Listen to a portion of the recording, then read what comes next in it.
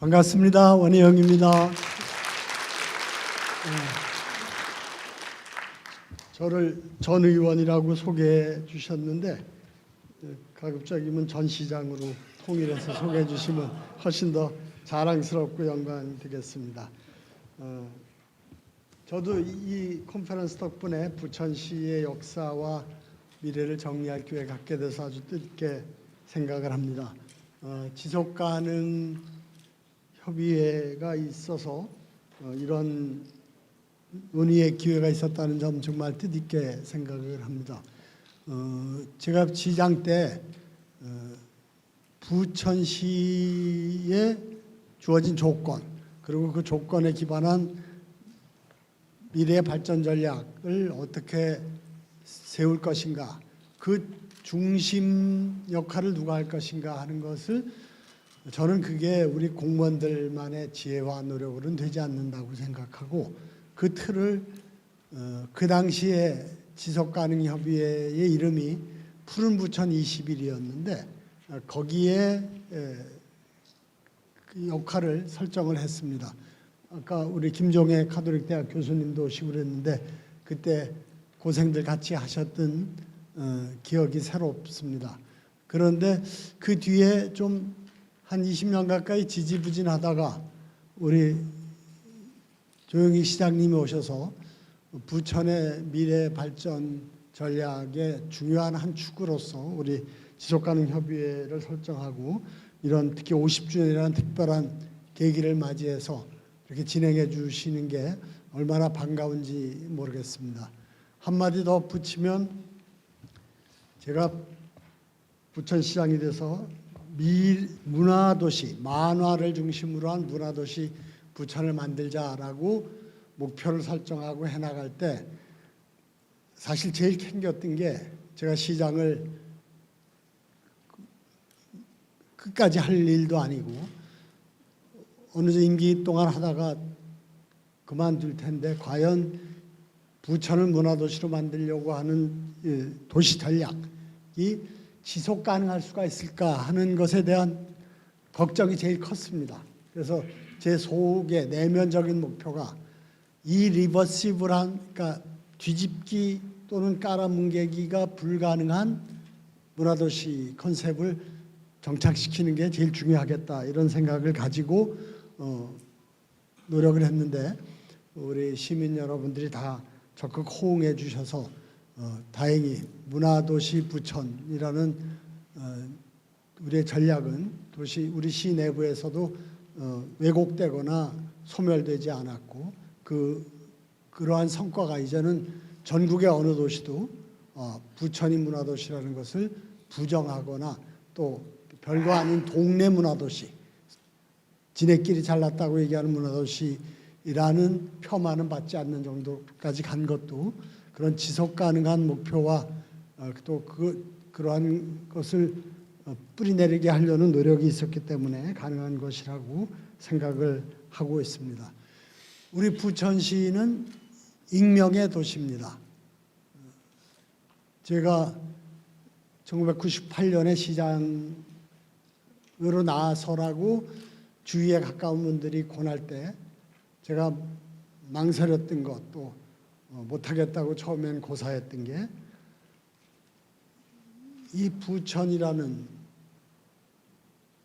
수도권의 다른 모든 도시, 예외가 있다면 아마 수원 정도, 그런 데를 빼놓고는 전부 다 맨 땅에 길 내고 공장 짓고 아파트 짓고 상가 져서 만들어진 도시에서 어떻게 이 도시에 자기 색깔과 향기와 이름을 만들어낼 수가 있겠느냐, 그게 내 능력으로는 불가능하다, 이렇게 생각을 해서 주저했던 그런 경험이 있습니다. 그때 저는 그것을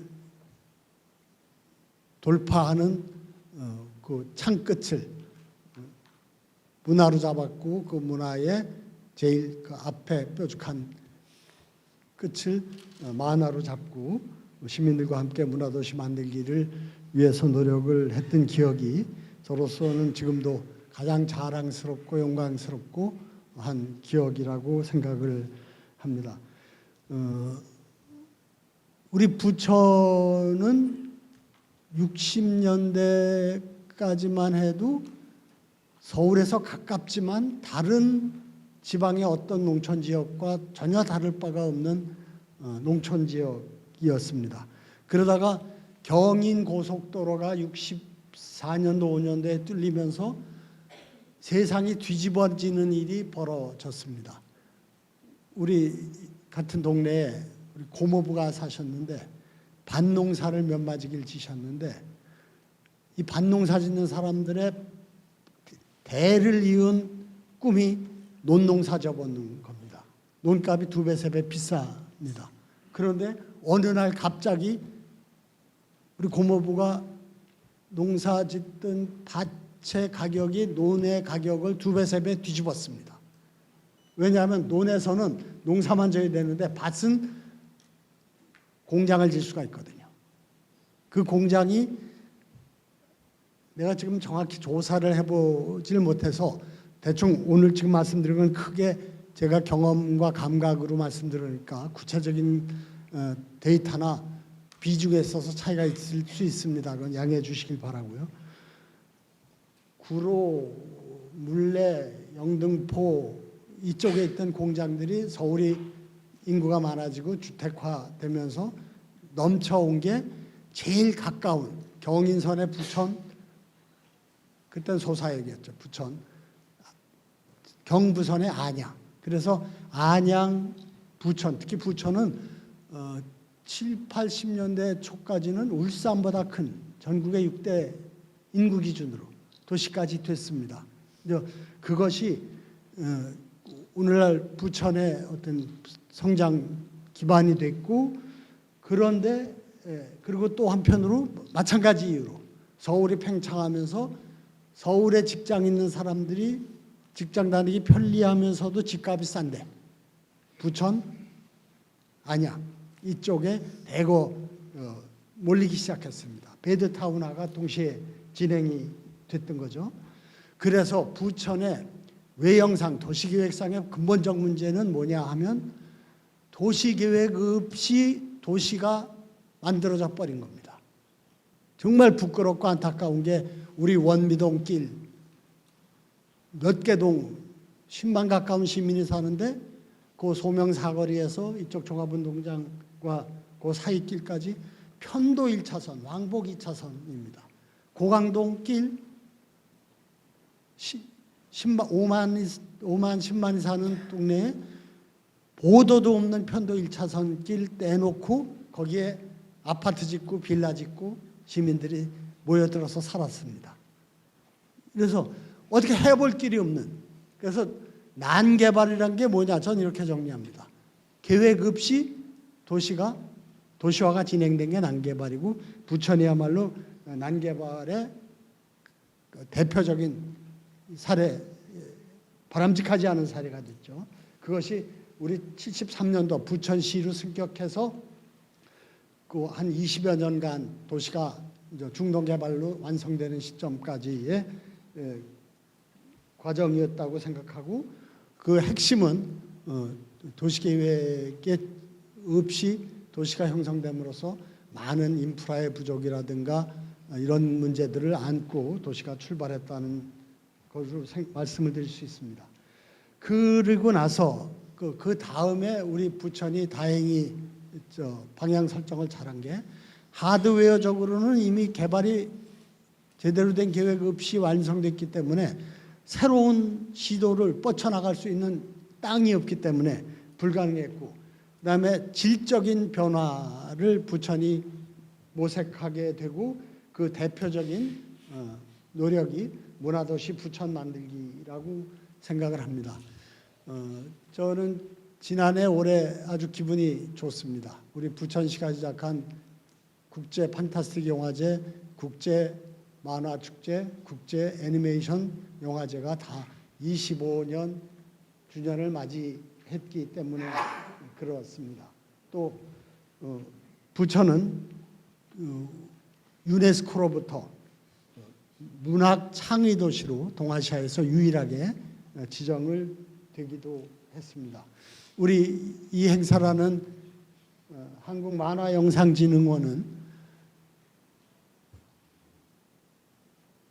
모든 문화예술 분야에서 예외적으로 중앙정부가 직접 기관을 만들어서 지원하지 않고 지방정부가, 그것도 서울이나 부산 같은 그 광역 지방정부가 아닌 기초 중앙지방정부인 부천시가 세워서 운영하고 중앙정부가 지원하는 유일한 문화 지원 기관입니다.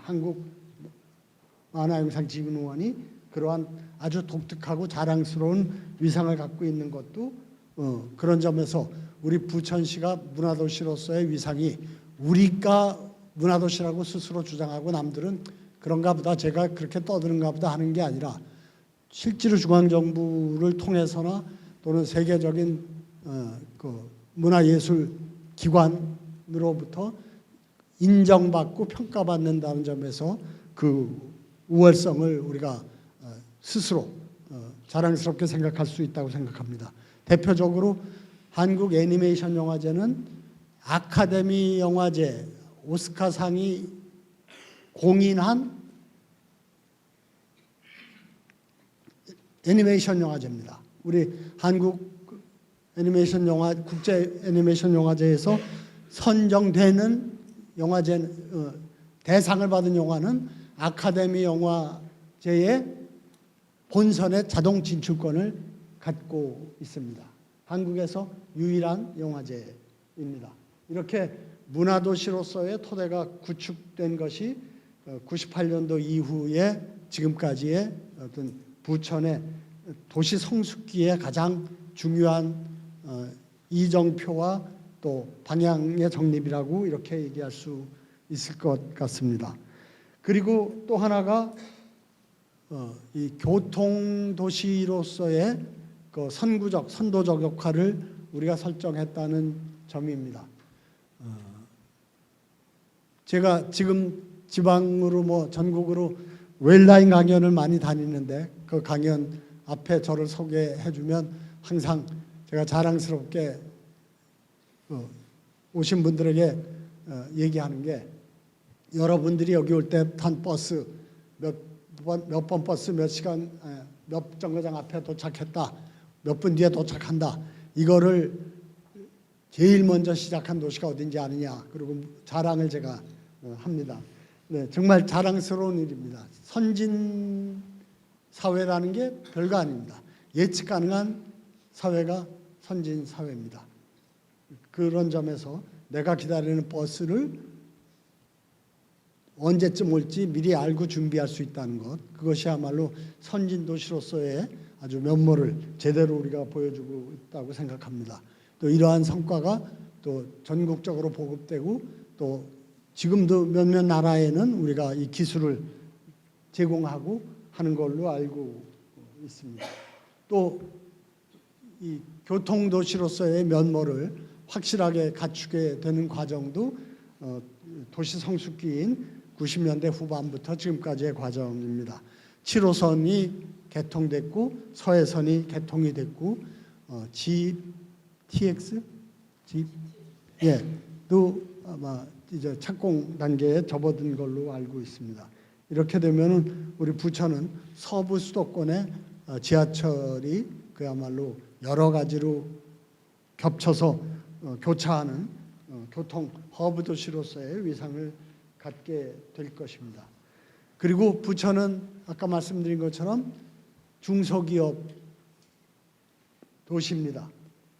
그런데 그 도시가 갖고 있는 기존에 자연스럽게 형성된 중소기업들 중에서 전략적으로 국제적으로 경쟁력이 있는 부분들을 우리가 잘 가려서 그것을 시가 뒷받침한 노력이 이를테면 한국금융연구원이 우리 부천에 유치된 것이라든가 또 조명연구원이 또 부천에 유치된 것이 그러한 중소기업 도시의 조건 하에서 기술 기반의 경쟁력 있는 첨단 산업을 만들기 위한 노력이 우리 부천시가 그동안에 꾸준히 해왔고 성과를 거둔 것이라고 생각합니다.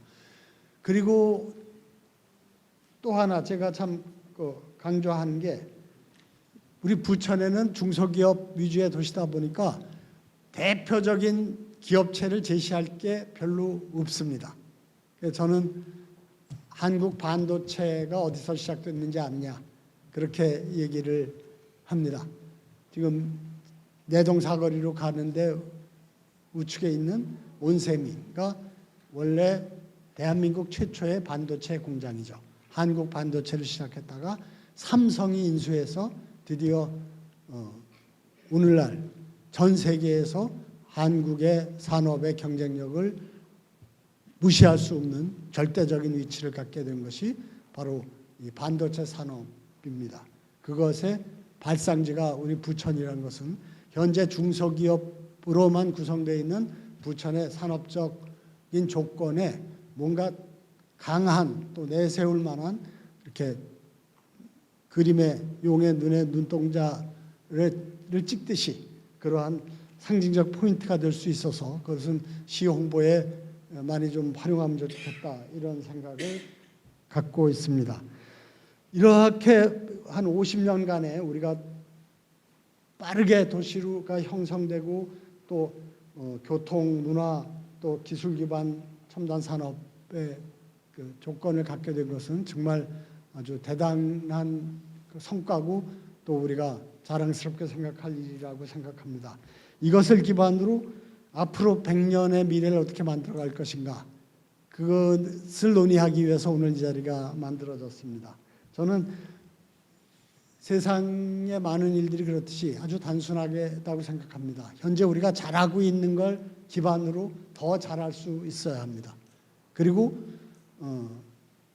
잘할 수 현재 확고한 기반은 없더라도 또 우리의 역량과 조건에 맞춰서 잘할 수 있다는 부분을 또 새로 개척을 해야 될 것 같습니다. 또 시민들의 요구가 큰 것이 무엇인지에 대해서 예민하게 귀를 열고 또 눈을 떠서 살펴야 될 거라고 생각합니다. 그래서 그냥 제목만 제가 정리해서 말씀드리면 우선 100년 미래의 주축은 우리가 한국을 대표하는 또 국제적으로 인정받는 문화도시의 위상을 끊임없이 강화해 나가는 길입니다. 두 번째로 교통 선진 도시로서의 그 성과를 바탕으로 시민들에게나 또는 다른 지역에게 우리가 이 스마트 교통 도시로서의 선도적인 위상을 지켜나가고 또 알릴 필요가 있다고 생각합니다.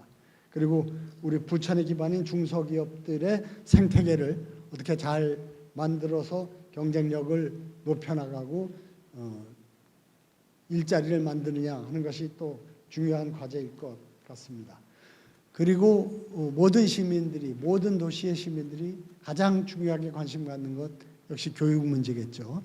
교육 도시로서의 조건을 어떻게 갖추냐 하는 것이 아마 앞으로 50년, 100년에 여전히 중요한 우리의 과제가 되지 않을까 싶습니다. 또 마지막으로 하나 제가 이 초고령 사회에 대한 대비를 말씀드리고 싶습니다. 우리 조 시장님이 아주 굉장히 선견지명이 있으셔서 전국의 지방정부 중에서 최초로 웰엔딩 지원센터를 문을 열었습니다. 일단 시작의 반이라고 이것을 기반으로 해서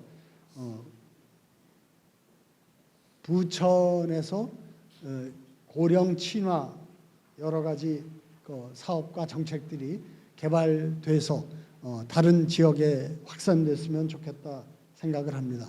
우리 사회가 내년이면 국제기준이 정한 초고령 사회, 전 인구의 20% 이상이 노인인 사회로 접어듭니다. 이 초고령 사회의 진입의 속도가 전 세계에서 가장 빠른 게 우리 한국입니다.